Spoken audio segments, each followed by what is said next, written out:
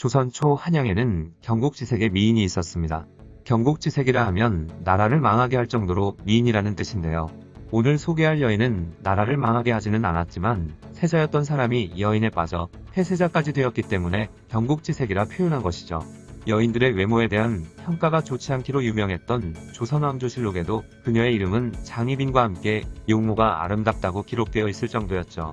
이 아름다운 여인은 바로 어리라는 인물입니다. 조선 초 태종에게는 어마어마한 말썽쟁이 아들이 있었습니다. 그는 바로 세자 양녕대군이었죠. 양녕대군은 왕족이던 집안 배경과 세자인 자신의 권력을 충분히 이용해 평생 동안 향락에 빠져 살았으며 폐륜을 일삼던 왕자였습니다. 여러 여자와 관계를 맺으며 남봉꾼 짓을 일삼던 양녕대군이 첫눈에 반한 여인이 있었으니 그녀는 바로 어리라는 여인이었죠. 어느 날 악공 이호방에게 곽선의 처벌이가 그렇게 예쁘답니다 라는 말을 들은 양녕대군은 곽선의 여자라는 말을 듣고도 물불 안 가리고 이호방에게 어리를 데려오라고 했습니다. 그러자 이호방은 어리에게 접근해 효령대군이 보자고 한다고 전했죠.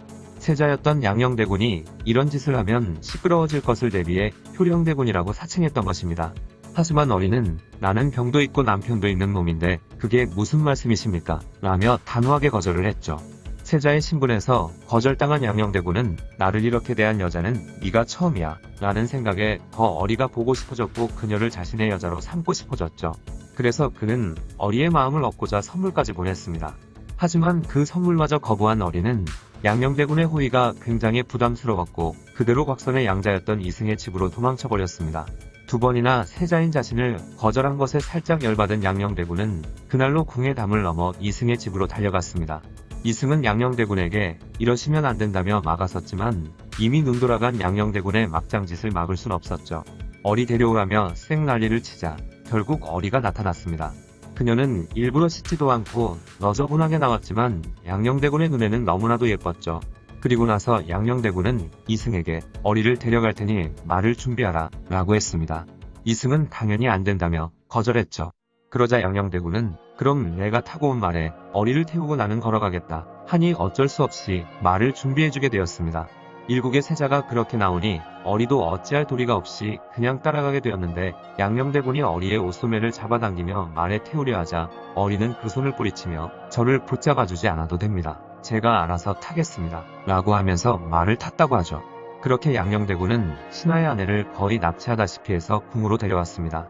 그리고는 예쁘게 단장을 시켰고 그렇게 그날 밤들은 뜨거운 밤을 보내게 되었죠.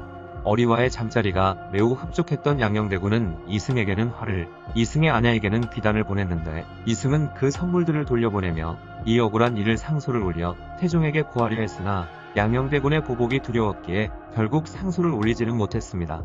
그렇지만 어리를 데려온 그날 양녕대군이 야무지게 난리를 쳐댔었기 때문에 이미 저작거리에는 소문이 파다하게 퍼져 있었고 얼마 안가 양녕대군의 이 같은 쓰레기짓은 태종의 귀에 들어가게 되었죠.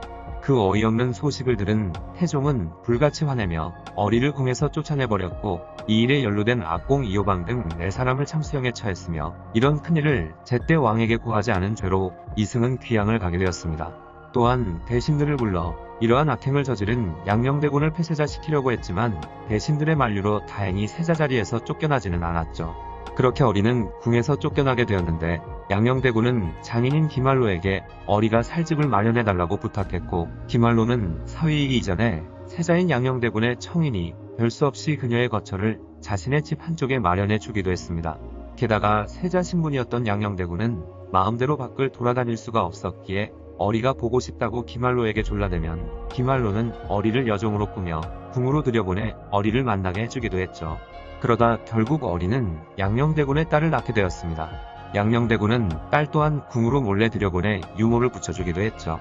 하지만 이 모든 일은 얼마 안가 또다시 태종에게 걸리고 말았습니다. 양녕대군에게 또 어리를 만나게 해준 기말로의 행각 또한 태종에게 걸리게 되었고 결국 기말로도 파직되었죠. 그리고 태종은 세자를 유혹해 그의 마음을 어지럽히는 어리를 당장 극형에 처하겠다며 난리를 쳤지만 극형에 처해지지는 않았죠. 참 어리의 삶도 양녕대군을 만나고 난 이후로는 굉장히 피곤했을 것 같습니다. 아무튼 이때 태종은 개경에 머물고 있었는데 양녕대군을 한바탕 혼내고 난 후 한양으로 돌아가 자숙하고 있으라고 했죠. 하지만 양녕대군은 한양으로 돌아가자마자 궁에는 가지 않고 기말로의 집으로 내달렸습니다. 양녕대군의 측근들이 또다시 시작된 세자의 기행을 죽자사자 말렸으나 말린다고 말려질 사람이 아니었죠. 그 길로 김할로의 집에 가서 어리를 만나 또 뜨밤을 보내게 되었고 그 사실 또한 태종에게 알려지게 되었습니다.